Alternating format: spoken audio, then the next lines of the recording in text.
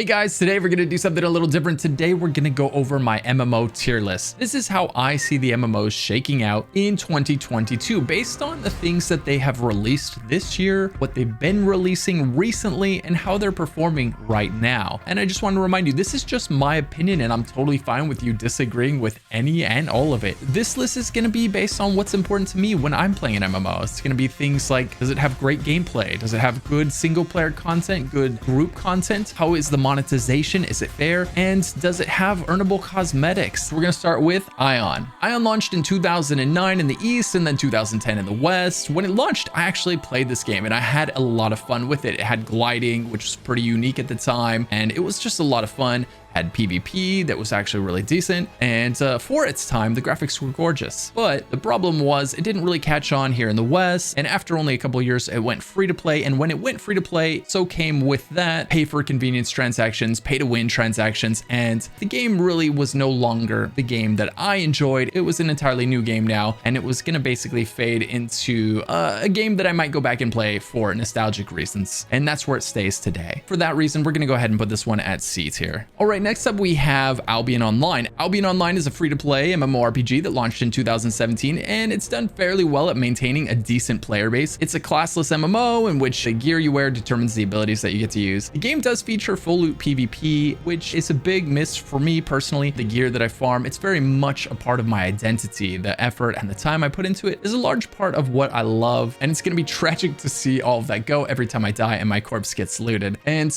while I recognize that it is a well-made game, and it definitely has a loyal fan base, and it's even worth trying. It's got good polish, good gameplay. It's just gonna be a little bit of a miss for me, so I'm gonna have to put it here in the B tier. It can be hard to decide where to place some of the MMOs on this list, but you know what's not hard? Knowing what to do if you get locked out of your house naked with nothing but your phone. And I know you're thinking what I'm thinking. You'd play Raid Shadow Legends, who's also coincidentally the sponsor of today's video. The best games have huge rewarding challenges waiting for you at the end. Raid Shadow Legends understands that and added just that, the Doom Tower, and it's insane. The tower is basically a massive prison, and the Arbiter running the prison lost control of it long ago. Lacking the power to deal with the powerful monsters inside, the Arbiter decided to shut the door and seal it with magic. That means it's up to us to get in there and kill everything before it leaks out. To make it to the top, you'll need an army of champions. The tower is filled with bosses that will require your wit and your bronze. You'll want ways to remove debuffs, and you'll also want high resistances. Personally, I love the strategy behind picking and choosing the champions. But what else is new in Raid Shadow Legends? Well, this month Raid is releasing a giant new feature, Awakening, and a new dungeon, the Iron Twins Fortress. If you manage to take down the Iron Twins, you'll be able to awaken your champions. This lets you choose a powerful blessing that can transform how they perform in battle. Raid also just released a super-powered legendary version of everyone's favorite champion, the Death Knight. You can get him for free right now by logging into the game and playing 7 days between now and October 27th. There's never been a better time to get started, but there's more. You can also use DK Rise's promo code for a bunch of free items to instantly level your strongest champion all the way to 55 stars. This code is available for new and existing players, so definitely take advantage of it. If you somehow haven't started Raid yet, click the link in the description or scan the QR code that's on screen right now and get a unique bonus worth $30. We're talking a free epic champion, Vergus, 200,000 silver, 1 energy refill, and 1 XP boost, and 1 ancient shard, so you can summon awesome champions as soon as you get into the game. All this treasure will be waiting for you here, and it's that easy. Click the link in the description and enjoy the game. Okay, now let's get back to the tier list. All right, the next one on the list is going to be Archage. Archage launched in Korea in 2013 and then in the West in 2014. Archage is a sandbox MMORPG that had a massive explorable ocean, a crime and punishment system, a combo-based tab targeting system. It launched really well, but they completely failed to prevent cheaters, and then oftentimes the people that weren't cheating were the ones multi-boxing and abusing the labor system. It was an MMO with so much wasted potential that it's part of the reason Steven Sharif is now making Ashes of Creation. The game's well past its prime now, and it's gone pay to win, so it's mostly great for maybe a nostalgia trip if you want to revisit it, see what everyone else loved about it way back in the day. So for that reason, I'm gonna go ahead and put it at a C. Next up, we have Black Desert Online. Black Desert Online launched in 2015. It's still one of the most beautiful MMORPGs out there. It's often praised for its combat, but unfortunately lacks a meaningful amount of group content, which is really important to me. Most damning of all though for this game is that it's really quite pay to win, and that's a huge turnoff for me personally, which immediately knocks it out of the top tiers. Now, it can be fun if you want to go to an area and grind out some mobs for a bit, but it is mostly a single player game. There's not a lot of group content to do while leveling, and it's got an always on PvP system once you hit a certain level. That's another turnoff for me. And so for all of these reasons, I'm gonna go ahead and put it at B tier. It's a good game. It's not a great game. It's missing a few things for me, namely always on PvP. Not a big fan of that. Sometimes I just want to chill and level up with friends, you know? And the best cosmetics, they're all purchased in the store. That's just another thing I'm not a big fan of. Okay, next up we have Bless Unleashed. It launched in 2020, actually. This is one of the newer MMOs on the list. They keep remaking it and they keep releasing it, but it never seems to survive. Is it the pay to win? Is it the lack of depth? Maybe it's all of the above. There just seems to be a lot missing from Bless Unleashed and its predecessors, and it might be time they make something entirely new. The name Bless doesn't have a great reputation tied to it, and the 2020 version of the game that releases already dead. And so because it launched quite pay to win, and because it launched almost immediately into being in a dead state, it was an MMO that was never really something I was personally interested in, and so I'm gonna toss it down here in the D tier. It just didn't grab me. It was immediately pay to win, and it wasn't good enough to be pay to win and to get me to give it a chance. Okay, next up we have DC Universe Online. DC Universe Online launched in 2011, and I've yet to get into superhero MMOs. I'm not sure why, but they've never really called to me like fantasy and sci-fi MMOs have. I do recognize that a good number of people did enjoy this game, however, and some still continue to enjoy it today. So we're gonna go ahead and put it in the C tier category. You know, it was a decent game. A lot of people did have a lot of fun with it. You know, it's pretty fairly monetized and all of that. So, you know, it was good. It's old now. Maybe for the nostalgia, it might be worth revisiting. Next up, it looks like we have Elyon Online. Elyon Online just launched. This is one of the more recent ones as well, but it launched pay to win, and unfortunately for it, it wasn't good enough for players to want to spend time in the world in spite of that. It just launched in Unreal Engine 3, and modern MMOs are currently building in Unreal Engine 5, so the graphics were dated at best. But worst of all, the player population for this game is abysmal. It's already dead, and I'm not sure that it's gonna last much longer. And so because it launched pay to win, and it wasn't good enough to get people to play it in spite of that, and now it's already a dead game, I'm just gonna have to go ahead and put Elyon Online down here in the D category. It's not one that I was ever interested in, and they'd really have to do something massive to get me to try this game at this point. All right, next up is gonna be Elder Scrolls Online, and if you know me, this one's gonna surprise you. You're probably gonna be expecting me to put this one at S tier because I have made a lot of Elder Scrolls Online content in the past. But I'm putting this list together without bias. Yes, I've made a lot of ESO content because when I started my content creation career, I wanted to play an MMO that I'd never played before, and I'd already played the other big ones. Last thing I wanted to do was start making content about a game and have to switch games. That's really hard to do as a content creator, as you probably know. I chose ESO because I'd never played it before, and I've had a lot of fun with ESO over the years, but there's a few things that prevent it from falling into the S tier category for me. But before I talk about that, let's talk about what ESO is and what it does right. It launched in 2014. It's got amazing dungeons. It's got incredible voice acting, probably the best voice acted game of anyone out there. Every single line of dialogue in this game is voice acted, and it's by talented voice actors like Kate Beckinsale, John Cleese, and Nolan North, and so on. It spoils you. You go into other games and you have to read dialogue boxes again, and it feels like you just went backwards in time 20 years. It feels archaic, but it's not all sunshine and rainbows in ESO, and the main problem for me is the monetization of the game. It is a bit aggressive, and when I say a bit, I mean a lot aggressive. The game has loot crates, which I absolutely despise, and these loot crates, to make it worse, have abysmal drop rates. If you do play ESO, just so you know, the chance of getting that Radiant Apex mount that you want out of the loot crate is going to be less than 0.5% chance of dropping, which means that you're going to be spending over $400 or $500 to get that mount on average. And most people have no idea that this is the case before they start gambling on them. Well, now you know. On top of that, this year's expansion, it didn't have a house you could buy with in-game gold. You had to buy it in the cash shop for over $100. The same thing with weapon cosmetics. Those are all in the cash shop. The skins you used to be able to earn in dungeons are now in the cash shop. Everything is going to the cash shop. Less is being added to the game. And to make things worse, while monetization is getting higher, content output is getting lower. While ESO players saw Final Fantasy get 2 new classes in their recent expansion, they saw Guild Wars get new specs and a new type of mount, they saw WoW getting dragons and a new race and a new class, saw Lost Ark getting new classes every few months. ESO added as its expansion feature for the year a card game. It's been a really rough year for ESO players, and the player base has definitely shrunk as a result. I really hope that in 2023 they can turn it around. ESO is just barely gonna make it into the A tier for me, and if it keeps going this way, and if they keep monetizing harder and they keep adding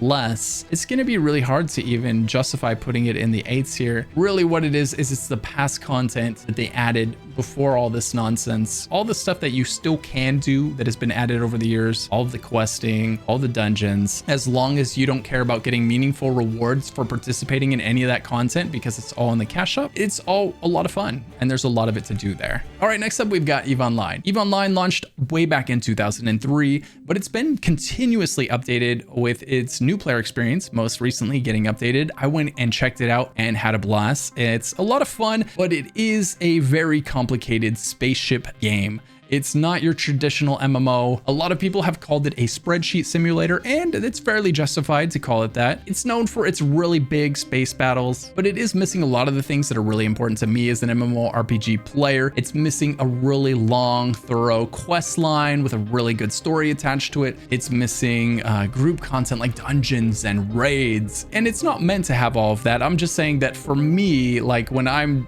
making a tier list about MMOs, those are things that I look for. Those are positives. And not having them is definitely negative for me. It's nothing against the game. While it's not everything that I want out of an MMO, it is a good game getting continuous updates from its developers. It's still being worked on. It hasn't been forgotten. So it doesn't quite go into the was good, old now category. It's definitely still actively in development, and it's still a great game. Just not my ideal MMO. All right, next up we have EverQuest Online, an oldie but a goodie. EverQuest Online launched in 1999, and there's not a lot to say about EverQuest that hasn't already been said. It's a classic. It's one of the forefathers of the MMO genre. Before WoW, when no one knew what an MMO was, EverQuest was there forging the path, and it still has a small but active community of players playing the game today. It was the king of the genre in its prime, but it's old now and has long since handed over its crown. It was great in its day, but it's not a game I could main now. It couldn't be my main squeeze, my main MMO. And so for that reason, at best, I'm going to be able to put it into the C tier category. Next up, we have Final Fantasy XI. This was a really tough game when it launched. It was a lot of fun. I was there for the launch, and I put a lot of hours into this game. It launched in 2002, and it was insanely unforgiving. If someone in the group accidentally pulled one extra mob, that was it. Everybody was going to die, and you were all going to lose hours worth of experience. It was insanely difficult to form a party.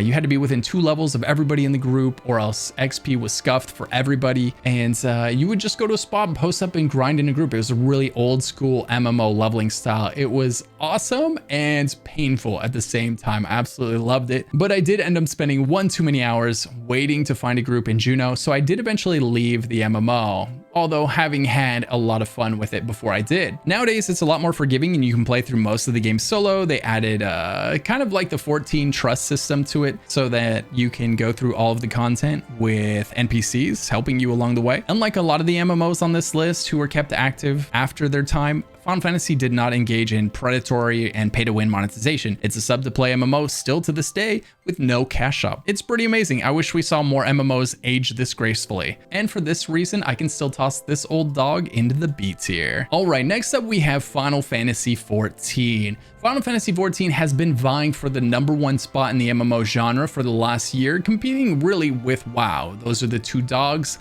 on the top, and no one else really comes close in terms of player base size. Final Fantasy launched in 2010, and then it was such a bad launch that they relaunched the game in 2013. Final Fantasy XIV is what I would consider the beacon all budding MMOs should aspire to. It's got the best story experience of all the MMOs I've ever played. It has the most exciting trials with bosses and stage transformations during the battle, all while an epic soundtrack that was made just for the fight rages on in the background. But it's not just a great MMO. It treats players like people. There's no predatory monetization, 14, which sadly is kind of rare these days. No loot boxes, no pay to win, no create a problem to sell the solution. The best mounts are earned in-game. The best weapon cosmetics are earned in-game. Houses are bought with in-game gil. The game doesn't even have a cash shop in it. You actually have to close the game and go over to the web browser to view the cash shop. Final Fantasy XIV watched as all the other MMOs over monetized their games and chose not to. And so it's not surprising at all that this led to Final Fantasy XIV being the only MMO with a growing player base, while every other MMO on this list has seen their player base decline over the years. I can't recommend Final Fantasy XIV enough,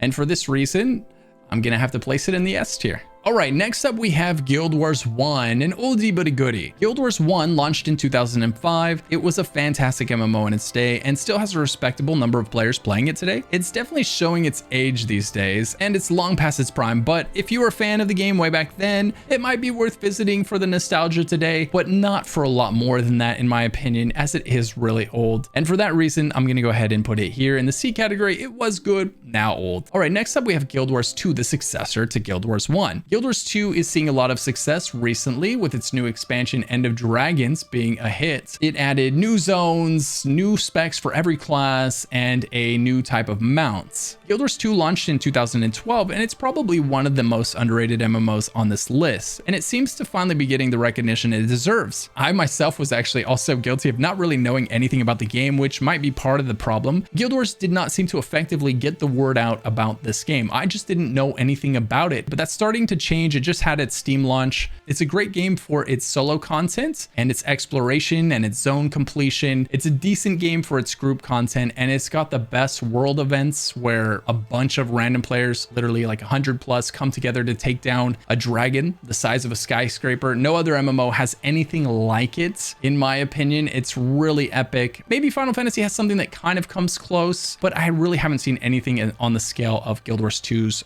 meta world events. They're really a lot of fun and really uniquely awesome. The game is free to play up to level 80, and then you have to buy all the DLCs after that. So the monetization is okay. It's really mostly fair, and the game does have some loot boxes, which I hate. Guild Wars 2's main story is also fully voice acted, both the NPCs you interact with and your character, which is really nice. It's cool to be able to hear your character when they're angry, to hear your character when they're laughing, right? That emotion really adds a lot to the dialogue, as opposed to your character in MMOs. You're typically like a voiceless husk. You just kind of nod or agree, or you get very, short responses. But to see your character actually have emotion like that, it's really cool. On top of all that, I love the verticality of the zones and the way that it takes use of the gliders in the game. Overall, I just absolutely love this game. It's an absolute gem. It's not quite on the level of, say, Final Fantasy, because in order to get the best mount skins, you have to buy those in the cash shop, whereas in Final Fantasy, you can earn those, and it does seem to have some kind of loot crates, and I just hate those. And so for those reasons, it's not my perfect MMO with all my perfect features, but it is really close. And so just like ESO, I would recommend people try it. It's a lot of fun, and there's tons of hours of content to be enjoyed in it. Next up, Lineage 2. Lineage 2 is a game that I have a ton of hours in. This was actually the very first MMO that I played. It was my introduction to MMOs. I had a friend that wanted to play it, and so then I went to play it with him, and so my MMO journey began. I put a ton of time into this. Coincidentally, this is one of the MMOs Steven Sharif played and is basing Ashes of Creation off of. In fact, if you look at the UI of this game, you look at Ashes of Creation, you see a lot of overlap, and you see a lot of the inspiration in the two. I love this game. I love the siege battles. I love the scheduled PvP. It was great pacing. I could spend all week doing PvE content with maybe some player-to-player clashes here and there, and then gear up for the big PvP battle on the weekend. And it was something we always looked forward to, and it always had a massive showing. It was a great game in its prime. It was a Korean MMO, so it was insanely grindy, but back then the genre was different, and we were much more tolerant of that grinding. Today, I'm not sure I could do that, especially being as punishing as it was, where if you died, you could lose hours or an entire night's worth of XP. But today, it's not the same MMO. NCSoft did the thing where after a while, they went full pay to win with it, and it's just a shell of what it used to be. The leveling experience is insanely compressed, full pay to win. At best, it's going to be good for going back down a trip on memory lanes, seeing those zones that you loved once upon a time, those areas you leveled in, those raid bosses you killed, but it's not going to be a game you can main in 2022. So because it's really mostly only good for a nostalgia trip in 2022, the best I I can do is put it at a C. All right, next up we have Lord of the Rings Online. Lord of the Rings Online launched in 2007, and it's a classic take on classic tab targeting MMO. For being an MMO from 2007, it doesn't look half bad today. The problem with Lord of the Rings Online is that it didn't seem to do anything better than all the other tab target MMOs out there, so I really never got into it personally. Still, it's a solid entry into the genre, and there's a lot of people that still enjoy the game today, and it could be fun to revisit it for the nostalgia or for the Lord of the Rings story. And for all of those reasons, we're gonna go ahead and place it in the C. Was good, old now, nostalgia. Next up, we have Lost Ark. Lost Ark launched in 2022. It's a fantastic game that I thoroughly enjoyed my time in. I did hit the paywall, however, where you eventually get forced to buy materials or create a ton of alts and then farm the same dailies on all those characters every single day. And it really started to feel like a job really fast to me. And that's when I stepped off the train. But that's not to say that the game isn't a lot of fun. It has sailing, it has zone completion, it has mount farming. It checks a lot of the boxes that I like to look for in great MMOs. I love the combat. The dungeons are amazing. The raids are fantastic. It's got a lot of really good combat. I really enjoyed sailing around, collecting and completing things. But my ideal S tier game doesn't have pay to win, and for that reason, the best I can do is put it A tier. And if you're starting to type in the comments like, hey, Lost Ark's not more pay to win than everything else, everything's pay to win, you can buy currency, whatever, like, don't waste your breath. You're not going to convince me that Lost Ark isn't pay to win in a way that the MMOs that I put in S tier aren't. Yes, technically you can convert currency into cash and vice versa in some of these MMOs, but Lost Ark definitely incentivizes you spending money in the cash shop to progress way more than any MMO that I'm going to put into the S tier in this list. My ideal MMO is not pay to win. In my ideal MMO, you are never tempted to go to the cash shop to expedite your progress. You're never tempted to go in there to buy more power. And so because of Lost Ark's pay to win nature, the best I can do is put it at A tier. I would have loved to see a version of this game launched that didn't have the pay to win. All right, next up we have Mortal Online. Mortal Online launched in 2021. The combat style is super clunky and it's got full loot PvP. This game doesn't have a whole lot for you to do as it relies on the player to provide their own content. So not a lot in the way of questing, full loot PvP. This game was not made for me, period. When I play an MMO, I like to spend a lot of time getting a great loadout, getting great gear, getting, leveling up my character. I tend to be very attached to my gear and very proud of my gear. Losing all of that every time I die, it would just be too demoralizing. It's not something I'm interested in experiencing. And for that reason, it falls into the category of an MMO I was never interested in. Next up, we're gonna have Neverwinter. Neverwinter launched in 2013. It was another great addition to the MMO genre. Even by today's standards, it's still a decent game. But as oftentimes is the case with MMOs as they age, monetization has gotten quite questionable, to say the least, many calling it pay to win. And at this point, it's a decent MMO, perhaps fun to go back to and revisit briefly, but I could never main Neverwinter. And for that reason, it's gonna be a C at best. A good nostalgia trip, maybe, but nothing more. Next up, we have New World, which is probably the hardest MMO for me to place on this list because I have such high hopes for New World, and I respect what they're doing and what they're trying to do. Yes, I am disappointed that they released this game half-baked, and they have definitely reaped the consequences of that over the last year. It was not received well as a result, and nor should it have been. After playing it for hundreds of hours at its launch, I had a lot of fun. I really enjoyed my time in it until I ran out of stuff to do, but I fully expected that to happen. That always happens in new MMOs. They never have a really robust endgame system put in place ready for you to go. For some reason, every single MMO forgets that, like, if we don't have an endgame system in place, they're all gonna be pissed when they get there. And everybody was. Everybody that made it to 60 was like, what am I supposed to do now? And just run around collecting chests? That's not endgame. That's not an endgame system that's gonna satisfy anyone. And it wasn't. But the content that I played through on my way there, while maybe a little bit thin and a little bit lacking in variety, was a blast. And I felt like if they filled it out, if they really turned it into a proper MMORPG and they added to the questing experience, gave you a proper quest line, the world itself was so beautiful and so fun to explore. This could easily be turned into a really good MMORPG. I enjoyed so many things about it. The harvesting system was so satisfying, the crafting system. I really enjoyed the combat, and it felt like the combat would very easily be smoothed out over the coming years. So this one was hard. There's a part of me that says, man, it should be a B. But there's also a part of me that hopes chance that one day it's S, because it doesn't have loot crates, it doesn't have pay to win, it doesn't have aggressive monetization, and it's got a massive expansion coming out this year with a new zone and a new weapon, the Greatsword. I'm a big fan of using Greatswords in MMOs. I played the Berserker in Lost Ark, I played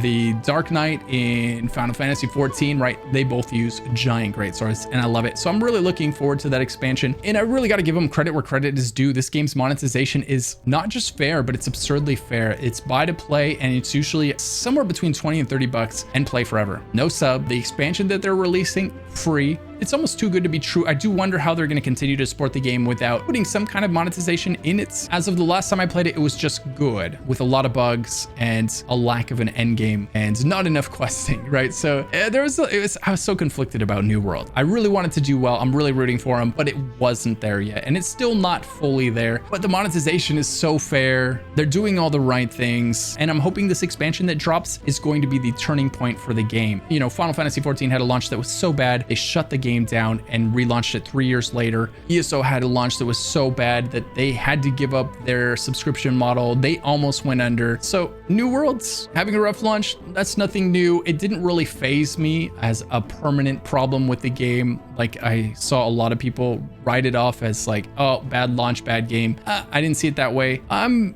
torn between putting this at the B or the A category. And it's really going to depend on how this new expansion launches with the Greatsword and the new zone. That's going to determine where this kind of ends up. Right now, I'm going to go optimistic. I'm going to put it at an A, with the possibility of it sliding down into a B very easily if this expansion doesn't go well for the game. Next up, we have Old School RuneScape. Old School RuneScape is certainly one of the titans in the industry and almost one of the most unique entries. RuneScape launched back in 2001. It was a browser MMO that somehow became one of the most popular MMOs in history. RuneScape was a great game to many, and it clearly did a lot of things right. But as soon as I was able to, I got a computer with an actual video card in it, and I never had a desire to really get lost in a MMO that looked as underwhelming as RuneScape does. But I do recognize that it is an amazing game. It was an amazing idea, and that it has made millions of players happy. It has been one of the most played MMOs in history, and despite its age, RuneScape and Old School RuneScape are a couple of the most played MMOs today. For that reason, I'm going to go ahead and put it into the A tier, because if I didn't have access to the computers I've had access to, I could have easily seen myself putting hundreds or thousands of hours into the systems that exist in this game. Next up on the list, we have Rift. Rift launched in 2011. It was a good game, but it wasn't a great game. It was a good game, but it wasn't good enough to pull you from all of the other MMOs that existed, and so it fizzled out really quickly. As a result, I didn't find a lot of time to play it either, but like I said, it wasn't an awful MMO. It could be fun to go back and play for maybe a week or something, revisit it for nostalgia, or because you're really burned out on the rest of the MMOs you've been playing. And so for that reason, we'll go ahead and put it at C tier. Next up, we have RuneScape 3. RuneScape 3 is the less popular RuneScape, ironically. It has an odd combat system that tried to move its animations forward, but held on to its old, slow tick rate, making everything feel a bit disjointed, a bit off. This and a host of other changes caused many players to go back to old school RuneScape. Visually, RuneScape 3 is not great. It's definitely a step up from old school RuneScape, but it's still, for me, it's still missing a lot of what makes some of the MMOs that I play today an amazing experience, but it is still one of the greats, and it could be fun to go back and play if you're looking for that old school MMO experience and you want something that can run on a toaster. So for that reason, we're gonna go ahead and put it at a C. Maybe good to revisit, and it could be a lot of fun. It's not a game I would main in 2022, however. Next up on the list is Skyforge. Skyforge launched mediocre. It launched pay to win. It launched in a lot of ways that made it a game I would never main or really want to play. And for that reason, we're gonna go ahead and put it here on the D list. Never really interested in it. Next up, we have Star Trek Online. Star Trek Online launched in 2010, and you can still play it today. It was always decent, never amazing, but it's definitely one of the more unique entries in the genre. You can enjoy a lot of the story solo, but it's so old now, I can never personally main this MMO, you know, as my daily driver. It could be something I go and dabble in for a week, maybe, but not really much more than that. And for that reason, Star Trek Online is going to be in my C tier category. Next up, we have Star Wars: The Old Republic. Star Wars: The Old Republic launched in 2011. and it had a fantastic single player campaign with a great story. It's got Star Wars, it's got lightsabers, and it's all around a great addition to the genre. It did end up ultimately really liking in the group gameplay department when compared to its peers, and today it feels a bit as though the game is taking its foot off the gas in terms of what's being added. Not a lot of meaningful content is being added to the game anymore. Not a lot of meaningful changes are being made. Many SWTOR fans have complained it feels like the game is simply coasting at this point and only doing the bare minimum to keep the lights on. Still, if you're a Star Wars fan, the single player story itself is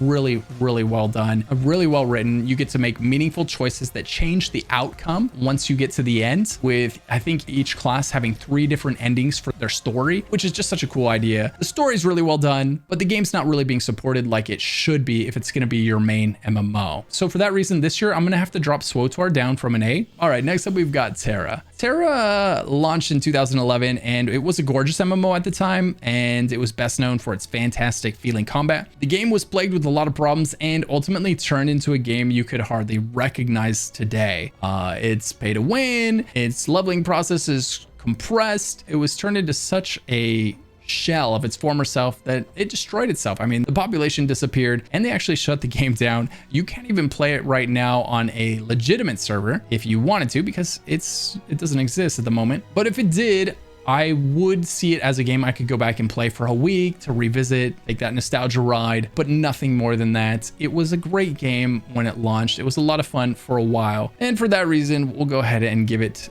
the good old C category here. Next up, we have Ultima Online. Ultima Online launched in 1997. It's one of the forefathers of the MMO genre. It's long past its prime now, but it's definitely left its mark. Surprisingly, there's still thousands of players logging to play it every day, which is insanely impressive when you think about it, considering its age, but it's old. It's really old, and it shows in its gameplay and it shows in its graphics. It'd be fun to jump in and play for maybe a few days, maybe even a week, but definitely not a game I could main. So at best, I can give this game a C. It was good, but today it's really only good for the nostalgia trip. Next up, we have Warhammer Online. Warhammer Online launched in 2008. It was a solid old school entry into the genre, but it's outclassed by a lot of the other old MMOs, and for this reason, it shut down. You can still play it on a private server for the trip down memory lane, and it's surprisingly not pay to win, which means it's probably more fun to revisit than a lot of the MMOs on this list that I put under the C category. A lot of these went full pay to win when they went into a nostalgia lane, but still, it's not an MMO I personally could main. I could totally see other people giving it a B. For me personally, it's still going to be a C, although a respectable C since it's not pay to win. I do really appreciate that. That means instead of going there for a week, I could maybe go there for a month, you know, which is nice. I could even see, since it's not pay to win, maybe a B, but then also I've seen footage of the private server gameplay and it's really laggy, you know, mobs traveling backwards. You can tell that the server is strained, to say the least. So at best, I'm going to give it a C. All right, next up, we have World of Warcraft. This is probably going to be a contentious one for some, but there's a lot of reasons I'm going to give it the score I'm going to give it. World of Warcraft launched in 2004 and was the most successful MMO of all time. It is the most successful MMO of all time, with Blizzard boasting that the game had over 10 million concurrent subscribers and over 100 million accounts created all the way back in 2014. It's had many more accounts created since. While it doesn't have anywhere near 10 million concurrent subscribers today, it has way more than 100 million accounts created now. Final Fantasy announced 20 or 30 million accounts created recently, nowhere near 100 million. I mean, there's nothing that even comes close to the size that World of Warcraft was, and you do have to respect that. While it's far from its prime today, it's still one of the most polished and complete MMOs today. It's a seamless, massive world, and it's still, despite its age, competing for the #1 MMO spot with Final Fantasy XIV. It's an old game and it's been bleeding players for a long time now as a result, but it's hard to dispute the evidence. More people have enjoyed this MMO than any other MMO in the world, and it's releasing a massive expansion this year that includes new zones, a new class, a new race, and a new class of mount. In other words, Blizzard is still definitely investing in this game, and it's still a fantastic game with a good future ahead of it. It's buy to play with a subscription model. You can earn mounts, you can earn great cosmetics. It's got group content, it's got questing content. It really checks all the boxes for me. And for that reason, I am going to put it into the S tier category. Next, we have World of Warcraft Classic, which launched in 2019. WoW Classic is a relaunch of the original game. Despite this, it's one of the largest MMOs in the world today, sitting behind only a few MMOs in terms of player base size. As the name would describe, it's a classic take on the MMO experience. Minimal cash shop, gear is earned in game, weapon cosmetics can be earned in game, mounts can be earned in game, but it's old and it's dated. And so I kind of want to give it an S because it checks all the S boxes because it's still World of Warcraft. No pay to win, no crates, you know, and it has tons of earnable cosmetics, earnable mounts, but the genre has evolved in a lot of good ways and a lot of bad ways past World of Warcraft Classic. And I'm just now realizing that I swapped these, so this one should have been there, and I should be moving the World of Warcraft Classic logo here. I'm gonna go ahead and place it at an A for Classic. You know, it's old. I don't know what kind of future it has ahead of it after this next expansion. So for that reason, I don't know that it could be my main MMO, but I could certainly invest a ton of hours into it, farming the weapon cosmetics, farming the cool weapons from raids, farming mounts, and just generally having a lot of fun in it. And I do appreciate its monetization. I do appreciate that it doesn't have pay to win, it doesn't have loot boxes, that it has great dungeons, great raids, and all of that stuff. So, all right, guys, that's my list. This video ended up being way longer than I think I was expecting it would. At least I've been recording it for way longer than I thought I would have to. Let me know what you would change on this list. It won't offend me. These kind of lists are very, very personal. Everyone has their own taste, their own things that are important to them. You know, some people don't care about pay to win. They just want the game to be free to play. And that's fine. You know, it's each person their own. But a massive thank you to you guys for watching this. Please like and subscribe if you enjoyed the content and you want to see more MMO content from me. And a massive thank you to my YouTube members for keeping the lights on in this building. If you want to become a YouTube member, check out the join button down below the video to find out more about that. If you're not sure what to do next, maybe check out one of the videos popping up on screen right now.